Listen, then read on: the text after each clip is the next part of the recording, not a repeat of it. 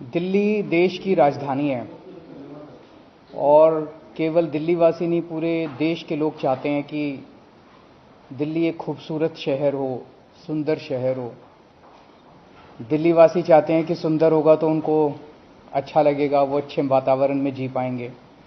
देशवासी चाहते हैं कि बाहर से कोई भी आए तो उन्हें लगना चाहिए कि एक अच्छे देश की अच्छी राजधानी में गए हैं। लेकिन दिल्ली के अंदर पिछले कुछ सालों में हमने काफ़ी इंप्रूवमेंट किए, शिक्षा के क्षेत्र में, स्वास्थ्य के क्षेत्र में, बिजली के क्षेत्र में, पानी के क्षेत्र में। लेकिन सफाई बहुत खराब है। चारों तरफ कूड़ा ही कूड़ा है दिल्ली के अंदर, बहुत ज़्यादा कूड़ा है, जिसको लेके थोड़ी शर्म भी आती है सबको कि हमारी दिल्ली इतनी गंदी क्यों है। और खासकर ये जो 3 कूड़े के पहाड़ हैं, भलसवा, गाजीपुर और ओखला, ये केवल शर्म का कारण नहीं, लेकिन आसपास जितनी आबादी रहती है उसके लिए तो बिल्कुल नरक की जिंदगी है। एक एक पहाड़ के आसपास कई कई किलोमीटर तक इन कूड़े के पहाड़ों की बदबू पहुंचती है। चारों तरफ मच्छर मक्खी हैं। इन पहाड़ों पे जब तब आग लग जाती है, उसका धुआं चारों तरफ फैलता है। अगर आसपास के लोगों से पूछें तो एक तरह से उनकी जिंदगी जो है वो नरक बन चुकी है। हमें कोशिश तो ये करनी चाहिए थी कि इन तीनों पहाड़ों को खत्म करें, और जैसे दुनिया के अन्य शहर हैं, जो डेवलप्ड कंट्रीज हैं, वहां पे जो सॉलिड वेस्ट मैनेजमेंट की मॉडर्न टेक्निक्स हैं, उनको लाके हम दिल्ली में लागू करें। हमें कोशिश तो ये करनी चाहिए थी। वो ना करके आज ये तीनों पहाड़ों की स्थिति ऐसी है कि हजारों करोड़ रुपए खर्च करने के बाद भी इन पहाड़ों की डेली हाइट बढ़ती जा रही है, कम होने की बजाय। और अब ये सुनने में आ रहा है कि इन 3 पहाड़ों के अलावा ये लोग 16 और जगहों पे नए कूड़े के पहाड़ बनाने का प्लान कर रहे हैं। आप कल्पना कर सकते हो, अगर 16 कूड़े के पहाड़ पूरी दिल्ली में जगह जगह कोने कोने में बन गए तो लगभग सारी दिल्ली के लोग 24 घंटे बदबू का शिकार होंगे। 24 घंटे आपके घर में बदबू आएगी। फिर ऑलमोस्ट हर इलाके के अंदर एक कूड़े का पहाड़ होगा, 24 घंटे बदबू आएगी, चारों तरफ 24 घंटे मच्छर मक्खी होंगे पूरी दिल्ली में, चारों तरफ धुआं ही धुआं होगा, और दिल्ली एक तरह से कूड़े के पहाड़ों की राजधानी बन जाएगी। एक तरफ हम लोगों ने दिल्ली में 500 तिरंगे लगाए।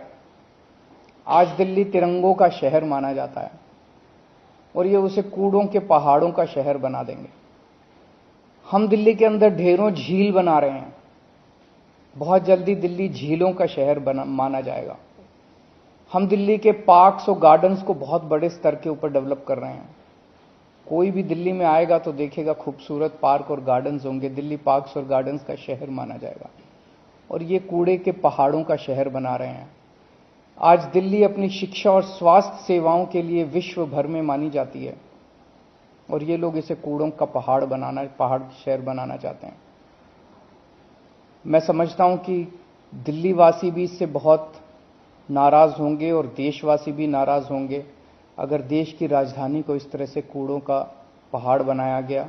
हम इसका सख्त विरोध करते हैं, और मैं समझता हूं सभी दिल्ली वासी जो है इसे बिल्कुल किसी भी हालत में 16 नए कूड़े के पहाड़ कबूल नहीं करेंगे, और जो मौजूदा 3 पहाड़ हैं वो तीनों पहाड़ भी खत्म होने चाहिए।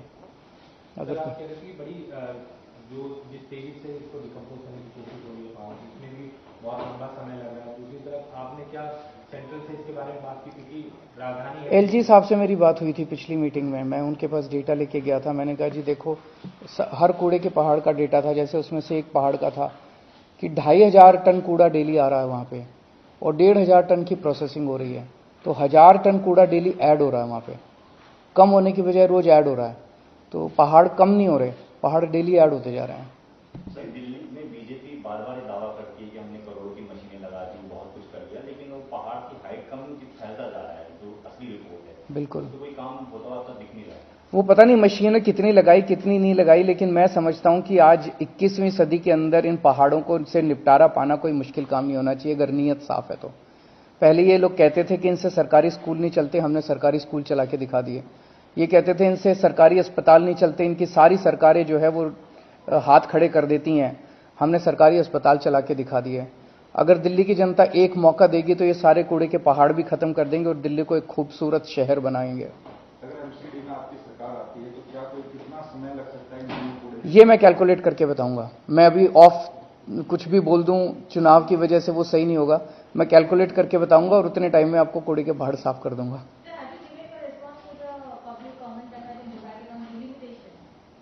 वो बना रहे हैं, हमारे लोग बना रहे हैं। Maybe in a day or two we will be ready with it. About what? वो अभी सारा बना देंगे तो आपके we will come back to you.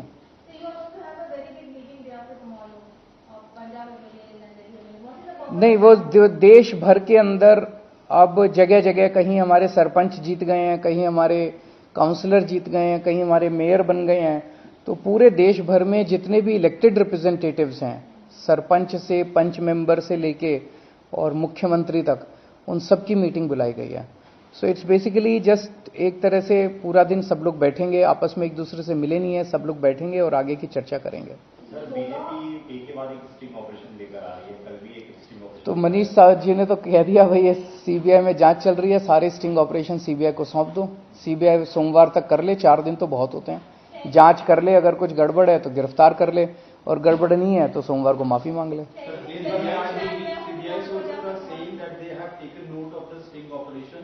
And they are also alleging that there are direct links of this said individual Amit Arora with the people in the excise policy as well as excise. तो करें, फिर करें, गिरफ्तार करें।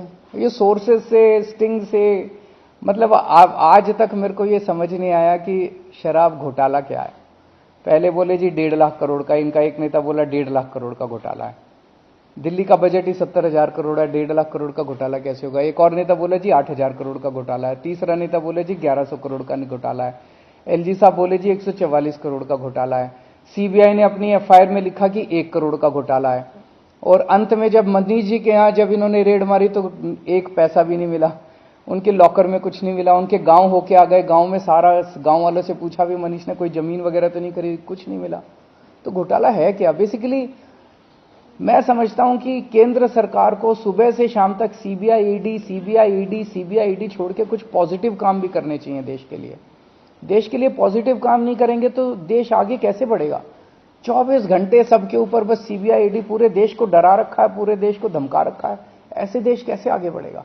कोई गलत काम करे उसको पकड़ो, लेकिन जबरदस्ती सबके ऊपर सीबीआई ईडी, सबके ऊपर सीबीआई ईडी, इस तरह से तो देश आगे नहीं बढ़ सकता ना। ऐसे कैसे देश तरक्की करेगा? आप स्कूलों की बात करो, हमारी प्रेस कॉन्फ्रेंसेस आप देखते हो, हमारी 95% प्रेस कॉन्फ्रेंसेस पॉजिटिव चीजों के ऊपर होती है। कि अभी मैं जा रहा हूं एक स्कूल के बच्चों को, हमारे 1100 के करीब बच्चे जो हैं वो नीट और जेई के पेपर उन्होंने क्लियर किए हैं। बहुत बड़ी बात है। स्कूलों के सरकारी स्कूलों के बच्चे जो है इंजीनियरिंग के, मेडिकल के पेपर पास कर रहे हैं, बहुत बड़ी बात है। ऐसे अच्छा काम करो ना, पॉजिटिव काम करो। जबरदस्ती सबको दुखी कर रखा है इन्होंने। किसकी बात करती रही है?